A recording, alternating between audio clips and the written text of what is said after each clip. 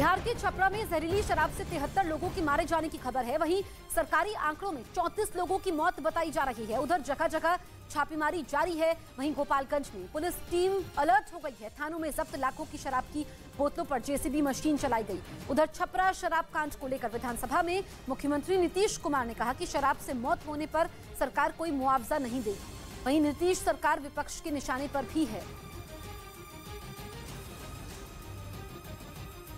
इधर दिल्ली के रोहिणी हत्याकांड में 4 आरोपियों को गिरफ्तार कर लिया गया। वहां 50 साल की महिला की एक दिन पहले गोली मारकर हत्या कर दी गई, जिसका एक वीडियो भी सामने आया, जिसमें एक आरोपी उस महिला पर गोली चलाता नजर आया। सामने आए वीडियो में वो अपने साथी के साथ एक घर के पास पहुंचता दिखाई दिया।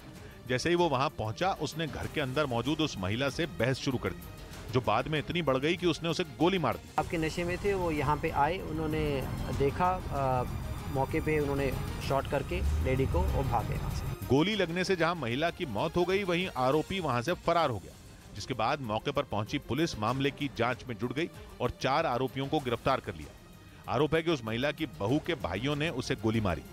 जानकारी के मुताबिक महिला की बहू अपने साथ मायके से कुछ गहने लेकर आई थी, जिसको लड़की के भाई वापस मांग रहे थे, लेकिन जब उन्हें वो नहीं मिले तो बहस के बाद उन्होंने बहन की सास को गोली मार दी।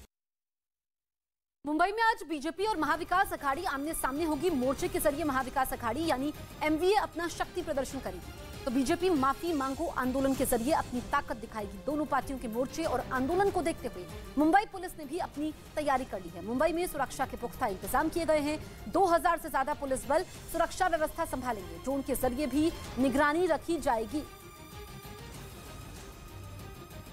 अमेरिका के नॉर्थ डकोटा में हो रही भारी बर्फबारी से हालात पूरी तरीके से पटरी से उतर गए। वहां पिछले 2 दिनों से लगातार बर्फ पड़ रही है, जिसकी वजह से अब तो सड़कों पर 6 फीट तक बर्फ की मोटी परत बिछ चुकी है। बर्फ ने सड़क किनारे खड़ी गाड़ियों को ऐसे ढक लिया कि उन्हें देख पाना भी मुश्किल हो गया। सभी मकानों पर भी बर्फ की मोटी परत का कब्जा हो गया। रास्तों पर बर्फ की चादर बिछ जाने से लोगों को गाड़ी चलाने में भारी परेशानी हो रही है। इन हालात में जरूरी सेवाओं से जुड़ी गाड़ियों का चलना भी लगभग नामुमकिन सा हो गया, जिसके बाद प्रशासन की तरफ से कई जगहों पर सड़कों पर जमी बर्फ को हटाने का काम शुरू किया गया, जिसके लिए मशीनों की मदद भी ली गई। लेकिन मौसम की स्मार्ट से लोगों की मुसीबतें बढ़ गई। मौसम विभाग लगातार तूफान पर नजर बनाए हुए है। इस बीच सोशल मीडिया पर इन दिनों शेर के बच्चों का एक वीडियो वायरल हो रहा है, जिसमें दिखाई दिया कि शेर का एक बच्चा दुर्लभ बताया गया, जो वीडियो में शेरनी के साथ टहलता नजर आया। वीडियो में दिखाई दिया शेर का बच्चा सफेद रंग का है, जिसे बहुत दुर्लभ बताया जाता है। इस वीडियो को आईएफएस अधिकारी सुशांत नंदा ने ट्वीट किया, जिसे अब तक लाखों लोगों ने देखा और शेयर किया। अपनी ही पार्टी के झंडे का खंभा गिरने से एआईएडीएम के एक कार्यकर्ता की मौत हो गई और एआईएडीएम के पार्टी के कार्यकर्ता पर उस वक्त खंभा गिरा जब खंभे को मरम्मत के लिए नीचे उतारा जा रहा था। बताया गया कि कुछ महीने पहले ही इस खंभे पर पूर्व सीएम ईके पलनीस्वामी ने पार्टी का झंडा फहराया था। उधर राजस्थान के धौलपुर से दिल दहला देने वाला एक वीडियो सामने आया। वहां 2 बदमाश पेट्रोल पंप के ऑफिस में लूटपाट करते दिखाई दिए। ये पूरी घटना वहां लगे सीसीटीवी कैमरे में रिकॉर्ड हो गई, जिसमें एक बदमाश पेट्रोल पंप पर एक आदमी पर धारदार हथियार से हमला करता नजर आया।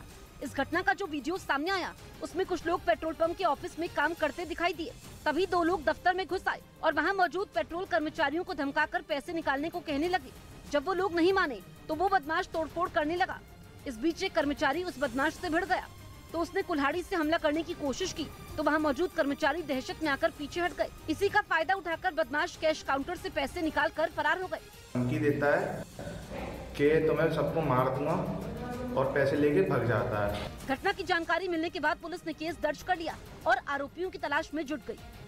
इधर मुंबई में हाईकोर्ट की रोक के बावजूद वहां बीच पर बैलगाड़ियों और घोड़ा गाड़ियों की रेस का आयोजन किया गया। ये रेस एक दिन पहले आयोजित हुई, जिसे देखने के लिए लोगों की भारी भीड़ दिखाई दी। वहां से सामने आए एक वीडियो में कई बैलगाड़ियां और घोड़ा गाड़ियां रेस में दौड़ती नजर आईं, जबकि कुछ लोग मोटरसाइकिल और कार से इसका वीडियो बनाते दिखे। बैलगाड़ियों और घोड़ा गाड़ियों की ये रेस काफी देर तक चलती रही। बॉम्बे हाईकोर्ट ने ऐसी रेस पर रोक लगा रखी है, लेकिन इसके बावजूद जब इसका आयोजन किया गया तो पुलिस के भी होश उड़ गए, जिसके बाद आनंद वानंद में रेस के आयोजकों पर केस दर्ज किया गया। जानकारी के मुताबिक इस रेस का आयोजन गोराई बीच पर एक दिन पहले किया गया था, जिसका वीडियो अब सोशल मीडिया पर वायरल हो गया। उधर चीन पर अमेरिकी नौसेना की तकनीक चुराने की कोशिश करने का आरोप लगा। खबर है कि ये जानकारी ऑस्ट्रेलिया में गिरफ्तार हुए अमेरिका के एक पुराने पायलट ने दी। ये पायलट सालों पहले चीन चला गया था। और आरोप लगा कि अमेरिका से भागे इस पायलट ने चीन की नौसेना को उस तकनीक की जानकारी दे दी जिसके बारे में वो सालों से पता लगाने की कोशिश कर रहा है, क्योंकि ये पायलट अमेरिका के T-2 बकाए विमान उड़ाता था। ये विमान कठिन परिस्थितियों में जंग लड़ने में माहिर होते हैं और इनका ज्यादा इस्तेमाल जंग की ट्रेनिंग देने में होता है। अमेरिका से भागकर चीन पहुंचे पायलट को इसी विमान को उड़ाने में महारत हासिल थी। यूरेशियन टाइम्स ने दावा किया कि अमेरिकी पायलट ने यही महत्वपूर्ण जानकारी चीन की नौसेना को दी। हालांकि वो पूरी तरह से इसके बारे में नहीं बता पाया और चीन की अमेरिकी विमान की तकनीक चुराने की कोशिश फेल हो गई। इस बारे में तब पता चला जब इस अमेरिकी पायलट को ऑस्ट्रेलिया से गिरफ्तार किया गया। यूपी के जालौन जिले से पुलिस का एक हैरान करने वाला वीडियो सामने आया, जिसमें पुलिस वाले एक आदमी को लाठियों से पीटते दिखाई दिए। पुलिस चौकी के बाहर चौकी इंचार्ज ने अपने सहकर्मियों के साथ मिलकर एक आदमी को लाठियों से जमकर पीटा, जिसका वीडियो लोगों ने बनाकर सोशल मीडिया पर वायरल कर दिया। वीडियो उरई कोतवाली की बस स्टैंड चौकी का है, जहां पुलिस वालों ने एक महिला की शिकायत पर उसके पति को पकड़ा और पीटना शुरू कर दिया। पुलिस की बर्बरता का वीडियो सामने आने के बाद पुलिस अधिकारी चुप्पी साधे हुए हैं। बताया गया कि एक महिला ने पुलिस वालों से अपने शराबी पति की शिकायत की थी, जिसके बाद बस स्टैंड चौकी पर मौजूद चौकी इंचार्ज ने अपने सहकर्मियों के साथ उसके पति को पकड़ लिया और चौकी के बाहर ही उस पर लाठियां बरसानी शुरू कर दी। इस दौरान आरोपी कई बार हाथ जोड़कर पुलिस वालों से छोड़ने की गुहार भी लगाता रहा, लेकिन पुलिस वालों ने उसे पीटना बंद नहीं किया। मुंबई में आज बीजेपी और महाविकास अघाड़ी आमने सामने होगी। मोर्चे के जरिए महाविकास अघाड़ी यानी एमवीए अपना शक्ति प्रदर्शन करेगी, तो बीजेपी माफी मांगो आंदोलन के जरिए अपनी ताकत दिखाएगी। दोनों पार्टियों के मोर्चे और आंदोलन को देखते हुए मुंबई पुलिस ने भी अपनी तैयारी कर ली है। मुंबई में सुरक्षा के पुख्ता इंतजाम किए गए हैं। 2000 से ज्यादा पुलिस बल सुरक्षा व्यवस्था संभालेंगे। ड्रोन के जरिए निगरानी रखी जाएगी। गुजरात के बनासकांठा में पुल तोड़ते वक्त हादसा हो गया। इस भीषण हादसे का एक वीडियो भी सामने आया, जिसमें वो पुल ताश के पत्तों की तरह ढहता नजर आया। सामने आए वीडियो में एक खुदाई करने वाली मशीन पुल को धीरे धीरे तोड़ती दिखाई दी। सब कुछ ठीक चल रहा था, लेकिन तभी पुल के बीच का हिस्सा अचानक टूट गया,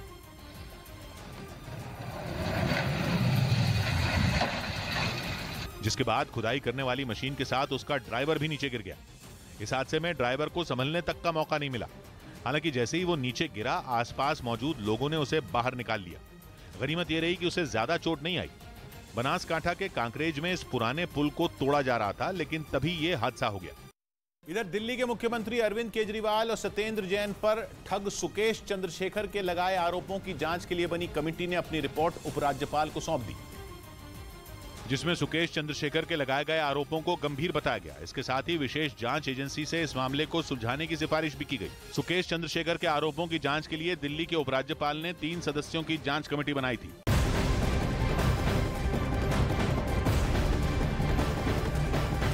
उधर हरियाणा के करनाल से बड़ी खबर आ रही है, जहां एक पिटबुल कुत्ते ने 9 साल की मासूम पर हमला कर दिया। पिटबुल के हमले में बच्ची बुरी तरीके से घायल हो गई, जिसका इलाज अस्पताल में चल रहा है। हरियाणा के करनाल से बड़ी खबर बता रहे हैं, जहां पर पिटबुल ने एक 9 साल की बच्ची पर हमला कर दिया। 9 साल की मासूम घर की छत पर खेल रही थी, तभी पिटबुल कुत्ते ने उस पर हमला कर दिया, जिसमें वो बुरी तरीके से लहूलुहान हो गई। इस घटना से वहां मातम पसर गया और लोग दहशत में आ गए। घटना की जानकारी मिलने के बाद मौके पर पुलिस पहुंच गई, जिसके बाद बच्ची को फौरन अस्पताल पहुंचाया गया, जहां उसका इलाज चल रहा है। जैसे जिसकी गलती होगी इंक्वायरी के खिलाफ उसके कानूनी कार्रवाई की जाएगी। हालांकि पुलिस ने केस दर्ज कर लिया और मामले की जांच में जुट गई। डॉक्टर के मुताबिक उस बच्ची का पिटबुल ने एक तरफ का हिस्सा खा लिया, जिसकी वजह से ऑपरेशन होगा। काफी बड़ा जख्म था और कान पे भी मुंह पे भी था। बताया गया कि बच्ची खेल रही थी, तभी पिटबुल ने हमला कर दिया। हालांकि कुत्ते की मालकिन ने बचाने की कोशिश की, लेकिन तब तक काफी देर हो चुकी थी। उधर अमेरिका में उठे ताकतवर तूफान ने कई इलाकों में जमकर तबाही मचाई। वहां के मौसम विभाग का अनुमान है कि ये तूफान अमेरिका के दक्षिण पूर्वी हिस्से में तबाही मचाने के बाद अगले कुछ घंटों में मध्य पश्चिमी अमेरिका की तरफ बढ़ सकता है।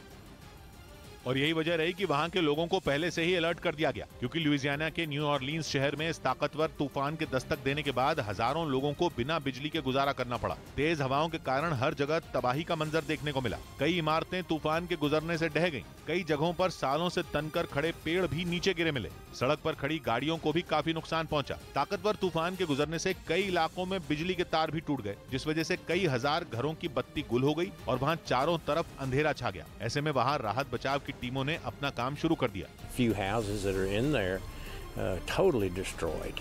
कुछ इसी तरह के हालात मिसिसिपी में भी बन गए। वहां से जो तस्वीरें सामने आई उनमें एक अस्पताल की कई खिड़कियां टूटी नजर आईं। शहर में जगह जगह तूफान ने जमकर तबाही मचाई। तूफान ने किसी के सिर से छत छीन ली तो कई लोग इसकी चपेट में आने के कारण घायल हो गए। इस बीच भारत और नेपाल मिलकर युद्ध की तैयारी करेंगे, जिसमें दोनों देशों के 650 सैनिक शामिल होंगे। माना जा रहा है कि नेपाल में होने वाली ये मिलिट्री ड्रिल चीन के लिए किसी बड़े झटके से कम नहीं है, क्योंकि पिछले कुछ सालों से चीन लगातार नेपाल को भारत के खिलाफ भड़काने में जुटा है। इस दौरान उसने साजिश रचने का ऐसा कोई भी मौका नहीं छोड़ा जिससे नेपाल भारत से दूरी बना ले। कहा जाता है कि केपी शर्मा ओली जब नेपाल के प्रधानमंत्री थे तब चीन काफी हद तक अपने प्लान में सफल होता भी दिख रहा था। माना तो ये भी जाता है कि चीन के ही दबाव में उस वक्त ओली ने नेपाल का विवादित नक्शा जारी किया था, जिसमें भारत के कुछ इलाकों को नेपाल में बताया गया। हालांकि ओली के सत्ता से जाने के बाद चीन को फिर ऐसा मौका नहीं मिला और अब कहा जा रहा है कि नेपाल और भारत के सैन्य अभ्यास से उसके कलेजे पर सांप लौट जाएगा, क्योंकि सूर्य किरण नाम की इस मिलिट्री ड्रिल में दोनों देशों के 650 सैनिक हिस्सा लेंगे, जिसके लिए भारतीय सेना के जवान नेपाल के लुम्बिनी पहुंच गए। इस अभ्यास का मकसद दोनों देशों के बीच संबंधों को मजबूती देना है। यूपी के औरैया कोतवाली में अजब नजारा देखने को मिला। एक महिला ने अपनी भैंस और बकरी थाने में लाकर बांध दी। ससुराल वालों की पिटाई से खफा एक महिला अपनी भैंस और बकरी लेकर सदर कोतवाली पहुंच गई और जानवरों को कोतवाली में ही बांध दिया। महिला की ये हरकत देखकर कोतवाली में मौजूद पुलिस वाले भी हैरान रह गए।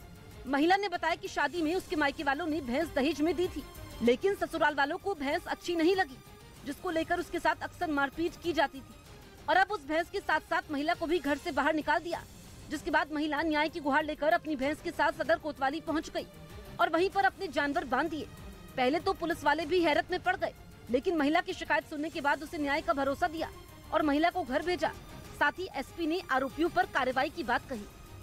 इस बीच केंद्र सरकार ने लोकसभा में जानकारी दी कि आधार कार्ड को वोटर कार्ड से लिंक करना जरूरी नहीं है। केंद्रीय कानून मंत्री किरेन रिजिजू ने जानकारी दी कि जिन लोगों का वोटर कार्ड उनके आधार कार्ड से लिंक नहीं है, उन्हें परेशान होने की जरूरत नहीं है, क्योंकि आधार को वोटर कार्ड से लिंक करने का फैसला पूरी तरह स्वैच्छिक है। यानी कोई आदमी अपना आधार कार्ड अपने वोटर कार्ड से लिंक करना चाहता है या नहीं, ये उसका फैसला है। इसके लिए सरकार की तरफ से कोई शर्त नहीं है। साथ ही उन्होंने ये भी कहा कि जिन लोगों के आधार और वोटर कार्ड लिंक्ड नहीं है, उनका नाम वोटर लिस्ट से नहीं कटेगा। उधर पूर्व केंद्रीय गृह राज्य मंत्री स्वामी चिन्मयानंद को फरार घोषित कर दिया गया। उनके खिलाफ दुष्कर्म के एक मामले में शाहजहांपुर कोर्ट ने गैर जमानती वारंट जारी किया था, लेकिन वो कोर्ट में पेश नहीं हुए, जिसके बाद उन्हें फरार घोषित कर दिया गया। उनके खिलाफ 2011 में उनकी शिष्या ने दुष्कर्म का आरोप लगाते हुए केस दर्ज कराया था, लेकिन इस मामले में केस दर्ज होने के बाद से लेकर अब तक स्वामी चिन्मयानंद एक भी पेशी पर कोर्ट नहीं गए। आंध्र प्रदेश में तेलुगु देशम पार्टी और वाईएसआर कांग्रेस पार्टी के कार्यकर्ताओं के बीच जमकर बवाल हुआ। गुंटूर में देर शाम दोनों पार्टी के समर्थकों के बीच हिंसक झड़प भी हुई, जिसमें पार्टी समर्थकों ने आगजनी भी की। टीडीपी कार्यकर्ता सरकार के खिलाफ रैली करने जा रहे थे। इसी दौरान सत्ताधारी पार्टी वाईएसआरसीपी के कार्यकर्ता और टीडीपी कार्यकर्ता आमने सामने आ गए और देखते ही देखते एक दूसरे पर पथराव शुरू कर दिया। दोनों तरफ के समर्थकों ने एक दूसरे के लोगों की जमकर पिटाई की। हिंसक झड़प में कई घरों और गाड़ियों में आग लगा दी गई।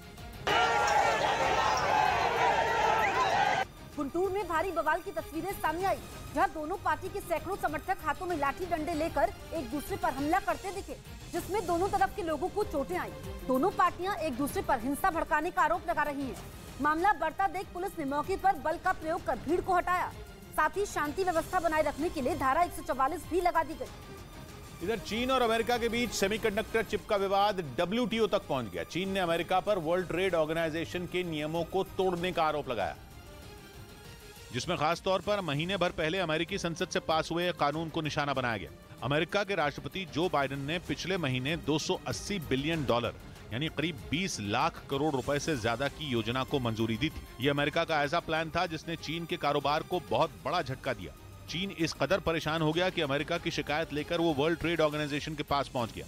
बाइडेन ने सेमीकंडक्टर चिप के मामले में अमेरिका को आत्मनिर्भर बनाने का प्लान बनाया था। इसके लिए वो अमेरिका की कंपनियों की बड़े पैमाने पर मदद कर रहे हैं। अमेरिका को सेमीकंडक्टर चिप की चिंता तब सताई थी जब ताइवान पर चीन ने दबाव बनाना शुरू किया था, क्योंकि ताइवान ही सेमीकंडक्टर चिप बनाने के मामले में सबसे बड़ा खिलाड़ी है। अगर ताइवान का सेमीकंडक्टर चिप का कारोबार चीन की मुट्ठी में बंद हो गया तो अमेरिका ही नहीं बल्कि पूरी दुनिया के लिए मुसीबत खड़ी हो जाएगी। इसीलिए अमेरिका ने इस मामले में खुद को आत्मनिर्भर बनाने के प्लान पर काम शुरू कर दिया। लेकिन जो नियम बनाया गया उसके तहत बहुत सारी कंपनियों पर बैन भी लगाया गया। ये चीन की कंपनियां थीं जो अमेरिका में सेमीकंडक्टर चिप की सप्लाई करती थी। बाइडेन का मानना यह था कि इन कंपनियों पर बैन लगने के बाद ही अमेरिका की कंपनियों को पैर जमाने का मौका मिलेगा। लेकिन चीन ने आरोप लगाया कि यह कदम WTO के नियमों के खिलाफ है। सेमीकंडक्टर चिप का इस्तेमाल कंप्यूटर से लेकर घड़ी तक और कार से लेकर लैपटॉप तक सब कुछ बनाने में होता है। पूरी दुनिया में सेमीकंडक्टर चिप का सबसे बड़ा ग्राहक अमेरिका ही है, लेकिन उसकी टेंशन यह है कि वो अब तक सेमीकंडक्टर चिप बनाने के मामले में काफी पीछे है। मध्य प्रदेश के इंदौर से हैरान करने वाला एक वीडियो सामने आया जिसमें कुछ लड़के आधी रात को कार में तेज आवाज में गाने बजाकर हुड़दंग करते नजर आए, जिनमें एक तो उस कार की छत पर बैठकर नाचता भी दिखाई दिया। पुलिस वालों के मुताबिक उस कार में बैठे सभी लड़कों ने शराब पी और रात करीब 3 बजे तक सड़क पर हंगामा किया। जो गाड़ी चला रहा था काफी ड्रिंक किए हुए था, छत पर बैठा हुआ था वो भी ड्रिंक किए हुए था। हालांकि पुलिस ने करीब 1.5 किलोमीटर तक उस कार का पीछा करने के बाद उसे किनारे पर रुकवाया और जब उस कार की अच्छी तरह से तलाशी ली गई तो उसमें शराब की बोतल और शराब से भरा एक गिलास भी बरामद हुआ, जिसके बाद उन लड़कों के खिलाफ मामला दर्ज करते हुए नशे की हालत में गाड़ी चलाने के आरोप में पुलिस ने जुर्माना भी लगाया। उत्तर प्रदेश के गाजीपुर का एक वीडियो वायरल हो गया जिसमें एक आदमी खुलेआम हथियार लेकर डांस करता दिखाई दिया। वीडियो में आरोपी ने दोनों हाथों में पिस्तौल ले रखी थी। पार्टी के समय वो असलहे का प्रदर्शन करता दिखा। उसके दोनों हाथों में पिस्तौल थी। मंच पर थिरकते हुए उसने पिस्तौल ऐसे लहराई जैसे उसे कानून और पुलिस का कोई खौफ नहीं। इस बीच किसी ने पिस्तौल लहराकर डांस करने वाले इस आरोपी का वीडियो बना लिया और सोशल मीडिया पर वायरल कर दिया। वायरल वीडियो गाजीपुर के जंगीपुर थाना क्षेत्र का है, जिसके बाद पुलिस ने आरोपी की तलाश करनी शुरू कर दी। बाद में आरोपी पकड़ में आ गया, जिसे जेल भेज दिया गया। आरोपी के पास से एक तमंचा और कारतूस भी मिला।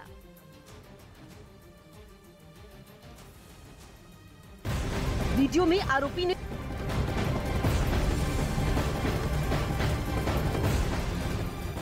आज कोलकाता में पूर्वी क्षेत्रीय परिषद की बैठक होगी। बैठक की अध्यक्षता गृह मंत्री अमित शाह करेंगे।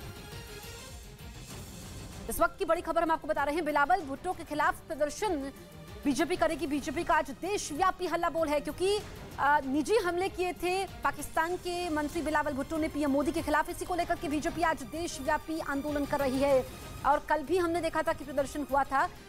देश भर में तमाम राजधानियों पर बीजेपी प्रदर्शन करेगी, विरोध प्रदर्शन करेगी और इसको लेकर के बीजेपी के बड़े नेताओं की प्रतिक्रिया भी सामने आई थी कि हमेशा से पाकिस्तान आतंकवाद को पालता पोसता है।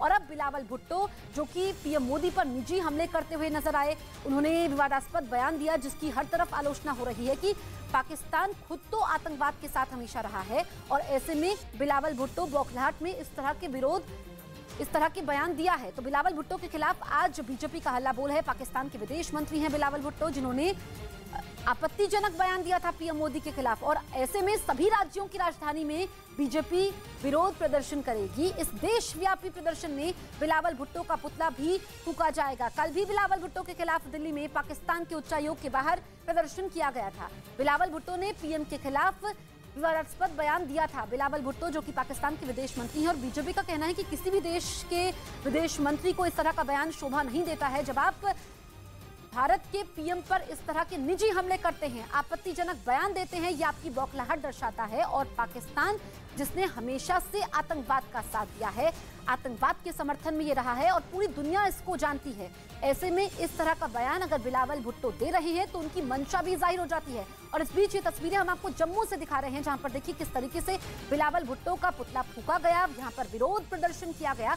और एक राज्य की तस्वीर ऐसी नहीं है, अलग अलग राज्यों से, अलग अलग इलाकों से इस तरह की विरोध प्रदर्शन की तस्वीरें सामने आ रही है, जहां पर बाकायदा आज तो बीजेपी ने हल्ला बोल का ऐलान किया है कि देशव्यापी ये प्रदर्शन होगा और पाकिस्तान में जिस तरीके से बिलावल भुट्टो ने ये बयान दिया है उनको माफी मांगनी चाहिए। अब हम आपको दो तस्वीरें दिखा रहे हैं, जम्मू में प्रदर्शन, इसके अलावा दिल्ली में प्रदर्शन। आप देखिए कि लोगों के हाथों में ये बैनर्स भी हैं, पोस्टर्स भी हैं जिसमें पाकिस्तान होश में आओ, होश में आओ ये लिखा गया है इन बैनर्स में और जिसमें बिलावल भुट्टो का ये पुतला भी फूंका जा रहा है। बिलावल भुट्टो पाकिस्तान के विदेश मंत्री, लेकिन एक तरीके से अपनी गलतियों को छुपाने के लिए निजी हमले पीएम मोदी पर करते नजर आए। फिल्म KGF चैप्टर 2 का म्यूजिक इस्तेमाल करने के मामले में राहुल गांधी को राहत मिल गई। उनके खिलाफ MRT म्यूजिक कंपनी ने यह शिकायत दर्ज कराई थी जिसके पास KGF चैप्टर 2 के राइट्स हैं। और इसी मामले में कर्नाटक हाई कोर्ट ने अगली सुनवाई तक राहुल गांधी, जयराम रमेश और सुप्रिया श्रीनेत के खिलाफ इस मामले की जांच पर रोक लगा दी। MRT म्यूजिक कंपनी ने आरोप लगाया था कि बिना उनकी इजाजत के फिल्म के संगीत का इस्तेमाल भारत जोड़ो यात्रा के वीडियो में किया गया। उधर अमेरिका के प्रतिष्ठित अखबार द वॉशिंगटन पोस्ट के CEO ने छटनी का ऐलान कर दिया और जब कर्मचारियों ने CEO फ्रेड रायन से कंपनी से बाहर निकाले जाने पर सवाल पूछे तो उन्होंने सवालों को टाल दिया और कर्मचारियों को जवाब दिए बिना ही मीटिंग छोड़कर चले गए। द वॉशिंगटन पोस्ट के CEO फ्रेड रायन ने कर्मचारियों को बताया कि अगले साल की शुरुआत में ही छटनी की जाएगी, जिसके बाद से अखबार में काम करने वाले सभी कर्मचारी घबराए हुए हैं। आज कोलकाता में पूर्वी क्षेत्रीय परिषद की बैठक होगी। बैठक की अध्यक्षता गृह मंत्री अमित शाह करेंगे। पूर्वी क्षेत्रीय परिषद की इस बैठक में अंतर्राज्यीय सीमाओं पर सुरक्षा, भारत बांग्लादेश सीमा पर तस्करी और कनेक्टिविटी जैसे मुद्दों पर चर्चा होगी। परिषद में पश्चिम बंगाल, बिहार, झारखंड और ओडिशा शामिल हैं। बैठक में हिस्सा लेने के लिए अमित शाह कल कोलकाता पहुंच गए थे। इस बीच पंजाब पुलिस ने तरनतारन में एक थाने पर हुए RPG अटैक मामले को सुलझाने का दावा किया। पंजाब पुलिस के मुताबिक इस हमले का मास्टरमाइंड लखबीर सिंह है, जो कनाडा में छिपा बैठा है। बताया गया कि पाकिस्तान की खुफिया एजेंसी ISI के इशारे पर इस घटना को अंजाम दिया गया था, जिसकी प्लानिंग सत्ता और गुरविंदर सिंह नाम के 2 आदमियों ने की थी। इस मामले में अब तक 7 आरोपियों को गिरफ्तार किया जा चुका। उधर ब्रिटेन के रॉयल कॉलेज ऑफ नर्सिंग के 1 लाख से ज्यादा नर्स हड़ताल पर उतर आए। ऐसा 106 साल में पहली बार हुआ जब इतनी बड़ी संख्या में नर्सों ने हड़ताल की और अपनी मांगों को लेकर प्रदर्शन किया। वहां से सामने आए एक वीडियो में नर्स हाथों में पोस्टर लिए सड़क पर नारेबाजी करते हुए नजर आए। रॉयल कॉलेज ऑफ नर्सिंग के प्रशासन के मुताबिक 1 दशक में नर्सों के वेतन में बढ़ोतरी नहीं हुई है, जिसकी वजह से वो प्रदर्शन कर रहे हैं।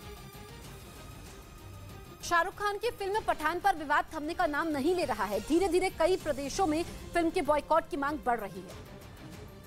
मध्य प्रदेश के जबलपुर में बड़ी संख्या में करणी सेना के लोग फिल्म पठान के विरोध में सड़कों पर उतर आए और प्रदर्शन करने लगे। इस दौरान कई जगह पुलिस की करणी सेना के कार्यकर्ताओं के साथ नोकझोंक भी हुई। करणी सेना के भारी विरोध से जबलपुर की भेड़ाघाट पर शाहरुख खान की नई फिल्म रिटर्न टिकट की चल रही शूटिंग को भी रुकवाना पड़ा। पठान फिल्म के आपत्तिजनक गाने के विरोध में सड़क पर उतरे करणी सेना के लोगों ने सड़क पर बैठकर हनुमान चालीसा का पाठ किया। जबलपुर में कई जगह पर करणी सेना के लोग फिल्म के विरोध में उतरे। मध्य प्रदेश के सीहोर में भी शाहरुख खान की फिल्म पठान का विरोध किया गया। लोगों ने बीच सड़क पर शाहरुख खान का पुतला जलाकर विरोध किया। लोगों ने फिल्म के गाने को लेकर विरोध जताया। उत्तराखंड के काशीपुर जिले में भी शाहरुख खान की फिल्म पठान के खिलाफ हिंदुवादी संगठन सड़कों पर उतरे। लोगों ने कई जगह पर पठान फिल्म के बॉयकॉट के पोस्टर लगाए और पुतला भी जलाया। राजस्थान में भी पठान फिल्म का जबरदस्त विरोध हो रहा है। लोगों ने विरोध में फिल्म के पोस्टर जलाए और अभिनेता शाहरुख खान और अभिनेत्री दीपिका पादुकोण की तस्वीरें जलाते हुए फिल्म रिलीज पर रोक लगाने की मांग की।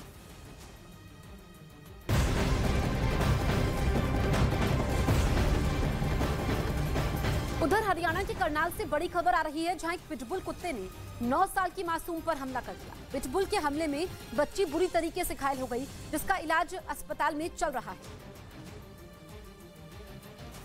9 साल की मासूम घर की छत पर खेल रही थी, तभी पिटबुल कुत्ते ने उस पर हमला कर दिया, जिसमें वो बुरी तरीके से लहूलुहान हो गई। इस घटना से वहां मातम पसर गया और लोग दहशत में आ गए। घटना की जानकारी मिलने के बाद मौके पर पुलिस पहुंच गई, जिसके बाद बच्ची को फौरन अस्पताल पहुंचाया गया, जहां उसका इलाज चल रहा है। जैसे जिसकी गलती होगी इंक्वायरी के खिलाफ उसके कानूनी कार्रवाई की जाएगी। हालांकि पुलिस ने केस दर्ज कर लिया और मामले की जांच में जुट गई। डॉक्टर के मुताबिक उस बच्ची का पिटबुल ने एक तरफ का हिस्सा खा लिया, जिसकी वजह से ऑपरेशन होगा। काफी बड़ा जख्म था और कान पे भी, मुंह पे भी था। बताया गया कि बच्ची खेल रही थी, तभी पिटबुल ने हमला कर दिया। हालांकि कुत्ते की मालकिन ने बचाने की कोशिश की, लेकिन तब तक काफी देर हो चुकी थी।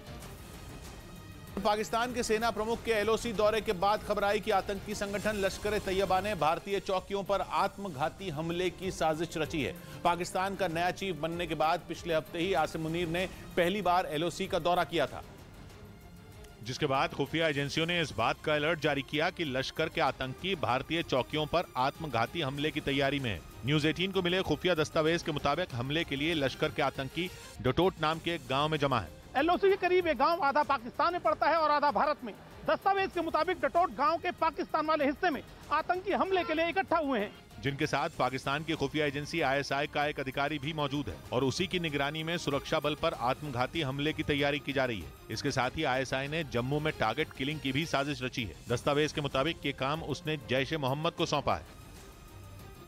वहीं बिहार के गया में एक दारोगा ने गुस्साई भीड़ पर ही पिस्तौल तान दी। इसका वीडियो भी सामने आया है, जिसमें भीड़ दारोगा की तरफ बढ़ती दिखी और भीड़ से आवाजें आ रही थी कि मारो, गोली मारो। गया में एक हादसे की जांच करने दारोगा गए थे, जिन्हें भीड़ ने घेर लिया। भीड़ और दारोगा के बीच बहस होने लगी। मामला गाली गलौज तक पहुंच गया। तभी गुस्से में लोग पुलिस वाले की तरफ बढ़ने लगे। तभी दारोगा ने पिस्तौल निकाल ली और तान दी, लेकिन खाकी वाले का ये दांव फौरन उल्टा पड़ गया। उल्टी भीड़ ही उसकी तरफ बढ़ने लगी और पुलिस वाले को चुनौती देने लगी। गया में ये घटना मुफस्सिल थाने से महज कुछ मीटर की दूरी पर हुई।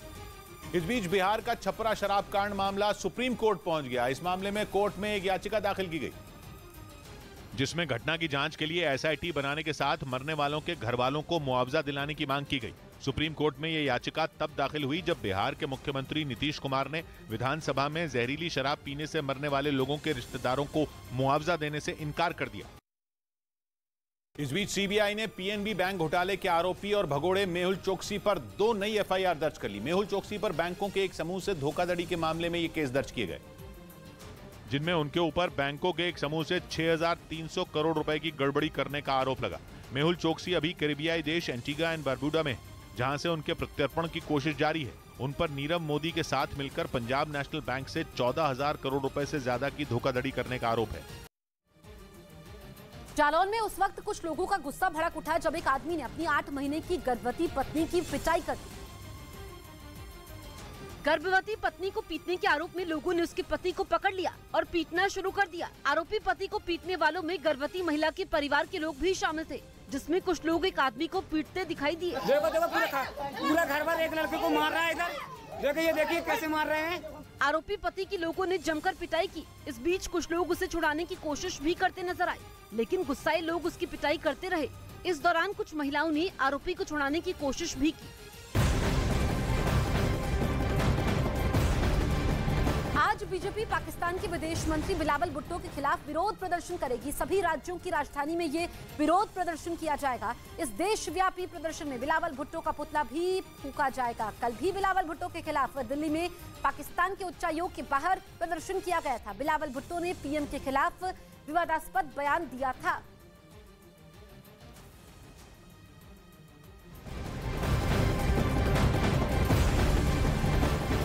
आंध्र प्रदेश में तेलुगु देशम पार्टी और YSR कांग्रेस पार्टी के कार्यकर्ताओं के बीच जमकर बवाल हुआ। गुंटूर में देर शाम दोनों पार्टी के समर्थकों के बीच हिंसक झड़प भी हुई।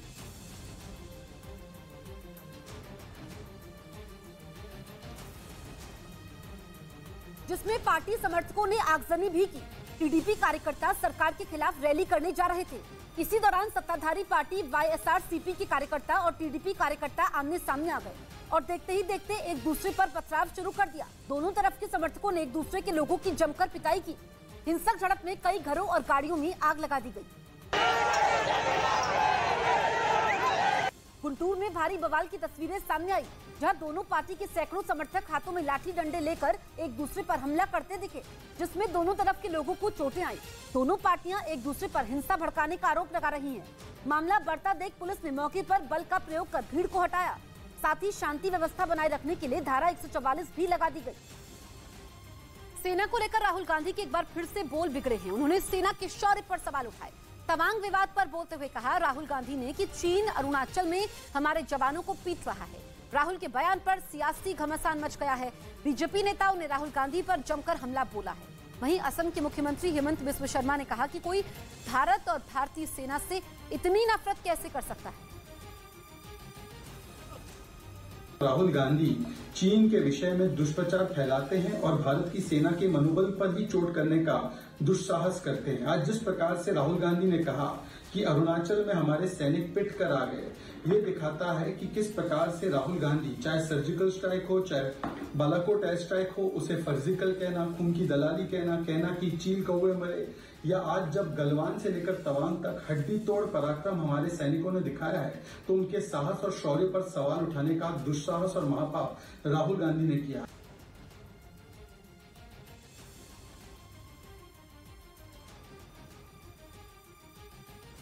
दावा करने के लिए चीन फोटो वाली साजिश रच रहा है। बताया गया कि पेट्रोलिंग के बहाने चीन के सैनिक भारतीय सीमा में घुसपैठ की फिराक में हैं। और LAC के नजदीक चीन ने भारत की जमीन हड़पने के लिए फोटो वाला प्लान बनाया। खबर है कि चीनी सैनिक पेट्रोलिंग के नाम पर किसी तरह सीमा पार कर भारत के इलाके में घुसना चाहते हैं। उनकी कोशिश है कि वो भारतीय सीमा में घुसकर वहां थोड़ी देर रुकें। इसके बाद वो सिगरेट और खाने पीने की चीजों के पैकेट वहां छोड़ दें और इसकी फोटो खींचकर बाद में इसे सबूत के तौर पर पेश करें कि वो इलाका उनका है। कहा गया कि चीन 1-2 बार ऐसी हरकत पहले भी कर चुका है। वो भारतीय सीमा में घुसकर फोटो खींचने के बाद ये दावा करता है कि उसके सैनिक उस जगह तक पेट्रोलिंग करते हैं। तवांग में हुई झड़प के बाद भी चीन ने यही झूठ बोला कि उसके सैनिक अपने इलाके में गश्त लगा रहे थे और भारतीय सेना ने उनका रास्ता रोका। इधर चीन को करारा जवाब देने के लिए भारत ने अरुणाचल प्रदेश में LAC के पास बड़ी संख्या में सेना के जवानों को तैनात कर दिया। 9 दिसंबर को तवांग में भारत और चीन की सेना के बीच झड़प हुई थी, जिसके बाद से ही भारत की सेना ने LAC पर जवानों की तैनाती बढ़ानी शुरू कर दी। इसी कड़ी में सेना ने अरुणाचल प्रदेश के बुमला में बड़ी संख्या में जवानों को तैनात कर दिया। उनके पास निगरानी करने के लिए कई आधुनिक उपकरण और रेडार मौजूद हैं, जिनकी मदद से वो LAC के पार होने वाली हर गतिविधि पर नजर बनाए हुए हैं। मतलब ये कि LAC के उस पार चीन क्या कर रहा है, इसकी जानकारी जुटाई जा रही है। तवांग में जिस जगह भारत और चीन के बीच झड़प हुई वहां से बुमला करीब 35 किलोमीटर दूर है। खुफिया एजेंसियों की रिपोर्ट के मुताबिक चीन भारत की सीमा के पास लगातार अवैध निर्माण करने में जुटा है और उसकी नजर बुमला पर भी टिकी है।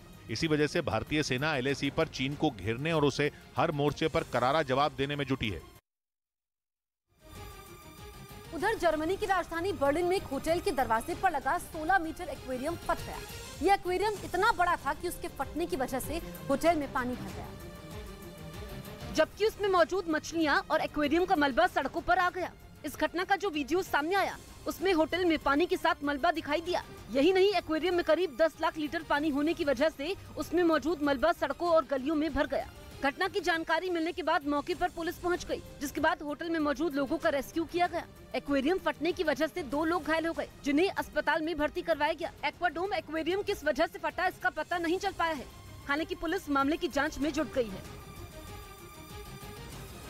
उस वक्त हड़कंप मचा जब हाईवे पर जा रहा एक ट्रक अचानक खाई में पलट गया, जिससे ट्रक में आग लग गई और देखते ही देखते पूरा ट्रक धुआं कर जलने लगा। आनन फानन में लोगों ने मामले की जानकारी फायर ब्रिगेड को दी, लेकिन जब तक फायर सर्विस के लोग मौके पर पहुंचते ट्रक का बड़ा हिस्सा जल चुका था। बताया गया कि ट्रक में धान लदी थी।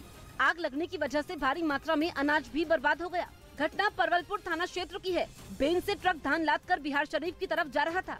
रास्ते में परवलपुर धर्मकाटे के पास अचानक ट्रक अनियंत्रित हो गया और बिजली के खंभे से टकराकर खाई में गिर गया, जिसके बाद ट्रक में आग लग गई। मौके पर पहुंचे फायर ब्रिगेड के लोगों ने आग पर काबू पाया। गनीमत ये रही कि हादसे में किसी की जान नहीं गई। ट्रक पलटने के तुरंत बाद ट्रक की क्लीनर और ड्राइवर ने कूदकर अपनी जान बचाई। उधर ईरान में फांसी से पहले मजीद रेजा नाम के एक प्रदर्शनकारी ने जब अपनी आखिरी ख्वाहिश बताई तो सभी हैरान रह गए। उसने लोगों से अपील की कि जब उसे दफनाया जाए तो न कोई आंसू बहाए, न ही उसकी कब्र पर कुरान पढ़ी जाए, बल्कि लोग जश्न मनाएं और जश्न वाला संगीत ही उसकी कब्र के पास बजाया जाए। शादी को ना ईरान की सरकार के खिलाफ प्रदर्शन में शामिल होने की वजह से मजीद रेजा को सरेआम फांसी दे दी गई। फांसी से पहले उसने लोगों से शोक की बजाय जश्न मनाने की अपील की, जिसका वीडियो सोशल मीडिया पर तेजी से वायरल हो गया। इधर छत्तीसगढ़ के मनेंद्रगढ़ में वन विभाग की जमीन पर अवैध तरीके से बनाए जा रहे मकानों को ढहा दिया गया। वन विभाग की इस कार्रवाई का वीडियो सामने आया, जिसमें बुलडोजर वहां बने मकानों को तोड़ता दिखाई दिया। बुलडोजर ने थोड़ी ही देर में मकानों को तोड़कर उन्हें मलबे में तब्दील कर दिया। इस दौरान कार्रवाई करने पहुंची वन विभाग की टीम को विरोध का सामना भी करना पड़ा। आपको अतिक्रमण तोड़ने के लिए सहयोग प्रदान किया गया है, लेकिन पुलिस की मदद से वन विभाग की टीम ने अतिक्रमण हटाने की कार्रवाई को पूरा किया। उधर अफ्रीकी देश युगांडा में एक दरियाई घोड़े ने 2 साल के एक बच्चे को निगलने के बाद जिंदा उगल दिया, जिसमें बच्चे को मामूली चोटें आईं। एक रिपोर्ट के मुताबिक बच्चा अपने घर के पास खेल रहा था, तभी एक दरियाई घोड़े ने उसे निगल लिया, लेकिन कुछ देर बाद ही बच्चे को जिंदा उगल दिया। बताया गया कि जब दरियाई घोड़े ने बच्चे को निगला तभी वहां से गुजर रहे एक आदमी ने तुरंत उस पर पत्थर बरसाने शुरू कर दिए, जिसकी वजह से वो घबरा गया और उसने बच्चे को मुंह से उगल दिया। इस बीच राहुल गांधी की भारत जोड़ो यात्रा पर राजस्थान के किसानों ने धोखे का आरोप लगा दिया। पता चला कि मंच तैयार करने के लिए अलवर के किसानों की खड़ी फसल को रौंद दिया गया। मतलब यह कि बैठे बिठाए कांग्रेस ने अपने लिए मुसीबत खड़ी कर ली। और बीजेपी को उन्हें घेरने का मौका दे दिया। राहुल की यात्रा राजस्थान के जयपुर से अलवर पहुंचने वाली है, लेकिन अलवर में मंच बनाने के लिए ऐसी जगह चुनी गई जहां सरसों की फसल खड़ी थी। लहलहाती फसल को रौंद कर मंच बनाया गया। जिस किसान की जमीन पर मंच बनाया गया उसे मुआवजा देने का वादा किया गया, लेकिन किसान को मुआवजा अब तक नहीं मिला। मुआवजा नहीं दे रहा, रोज टाल दें, सुबह देंगे, शाम को देंगे, कल देंगे। अभी तक 1 रुपया मुआवजा का नहीं दिया। 2024 की लड़ाई में कांग्रेस की उम्मीद बहुत कुछ राहुल गांधी की भारत जोड़ो यात्रा पर टिकी है और इसी यात्रा के भूते वो मोदी मैजिक से लड़ने का प्लान बना रहे हैं। लेकिन कांग्रेस नेताओं की इस लापरवाही ने बैठे बिठाए बीजेपी को मुद्दा थमा दिया। अलवर में ही सफाई कर्मी भी कांग्रेस से नाराज हो गए, जिन्हें नरेगा के तहत सड़कों की सफाई के लिए बुलाया गया था। जिन सड़कों से राहुल की यात्रा गुजरने वाली है उन्हें चमकाने का काम इन मजदूरों से करवाया जा रहा है, लेकिन गांव से शहर आने पर हो रहे खर्च के कारण मजदूर भड़क गए। नरेगा के तहत काम करने वाले ग्रामीणों को उनके गांव या वार्ड में ही रोजगार देने का नियम है, लेकिन उन्हें शहर में सड़कों की सफाई के लिए बुला लिया गया। मजदूरों में बड़ी संख्या में महिलाएं भी शामिल हैं, जिन्होंने अलवर नगर परिषद में हंगामा कर दिया। आरोप लगाया गया कि उन्हें न्यूनतम मजदूरी भी नहीं दी जा रही। उधर कोरोना विस्फोट से बेहाल चीन की सरकार वहां के लोगों को जल्द से जल्द वैक्सीन लगाने में जुट गई। खबर है कि वहां एक दिन में 10 लाख लोगों को वैक्सीन लगाई गई ताकि कोरोना वायरस से लड़ा जा सके। जो काम दुनिया भर की सरकारें करीब 2 साल पहले कर रही थीं, वो चीन ने अब जाकर शुरू किया। ऊपर से चीन को अमेरिका और यूरोप समेत दुनिया के हर उस देश से परेशानी है जो वैक्सीन बना रहा है। चीन की जिद है कि वो अपने देश में बनी वैक्सीन ही वहां के लोगों को लगाएगा, जबकि पूरी दुनिया जानती है कि चीन के पास कोरोना वायरस से लड़ने वाली कोई कारगर वैक्सीन नहीं है। इसलिए अब तक उसने लोगों को वैक्सीन लगाने में तेजी भी कभी नहीं दिखाई। लेकिन अब जब लाखों लोगों की जान जाने की आशंका जताई गई, तब जाकर चीन की नींद टूटी। अब जाकर उसने रोजाना 10 लाख लोगों को वैक्सीन लगाने का फैसला किया है। इनमें भी सबसे पहले बीमारों और बुजुर्गों को वैक्सीन लगाई जा रही है। ऑस्ट्रेलिया और जापान के वैज्ञानिकों की एक टीम ने इलेक्ट्रिक गाड़ियों की बैटरी बनाने का ऐसा तरीका इजाद करने का दावा किया जिससे वो तेजी से चार्ज होंगी और उनकी कीमत भी घटेगी, जो कि बहुत बड़ा कारनामा है, क्योंकि इलेक्ट्रिक गाड़ियों की बैटरी ही उनके रास्ते का वो रोड़ा है जो उन्हें तेल से चलने वाली गाड़ियों से रेस में आगे नहीं निकलने दे रहा। अभी ज्यादातर इलेक्ट्रिक गाड़ियां लिथियम आयन बैटरी से चलती हैं, लेकिन उनकी परफॉर्मेंस तगड़ी नहीं है और ना ही वो टिकाऊ है। अगर ये समस्या सुलझ गई तो लोग तेल से चलने वाली कारों को टाटा बाय बाय कहकर बैटरी से चलने वाली गाड़ियों को चुनेंगे। इससे प्रदूषण से राहत मिलेगी और ग्लोबल वार्मिंग से निपटा जा सकेगा। वैज्ञानिकों का कहना है कि उन्होंने अगली पीढ़ी की बैटरी बनाने का ऐसा तरीका ढूंढ निकाला है जिससे सैकड़ों चार्जिंग साइकिल के बाद भी वो दम नहीं तोड़ेंगी, यानी इलेक्ट्रिक गाड़ियों की दुनिया में क्रांति आ जाएगी। इधर खबर है कि दिल्ली से देहरादून के बीच बन रहे एक्सप्रेसवे का काम अगले साल तक पूरा हो जाएगा। बताया जा रहा है कि इसके बन जाने के बाद दिल्ली से देहरादून जाने में सिर्फ 2.5 घंटे लगेंगे, यानी पहले जो सफर करीब 7 घंटे में पूरा होता था वो आधे से भी कम वक्त में तय हो जाएगा। NHAI यानी national highways authority of India ने 210 किलोमीटर लंबे इस एक्सप्रेसवे का एक एनिमेटेड वीडियो जारी कर इसकी खूबियों के बारे में बताया। एक्सप्रेसवे के तैयार हो जाने के बाद महज 2.5 घंटे में ये सफर तय हो सकेगा। बताया गया कि इसका काम 4 चरणों में पूरा होगा। दिल्ली के अक्षरधाम से शुरू होने वाला ये एक्सप्रेसवे बागपत और सहारनपुर होते हुए देहरादून तक जाएगा। 2024 में लोगों को एक बहुत अच्छी सुविधा मिल पाएगी। जानकारी के मुताबिक इसमें 12 किलोमीटर का रास्ता जंगल के बीच से गुजरेगा, यानी ये एशिया का सबसे बड़ा वाइल्ड लाइफ कॉरिडोर होगा।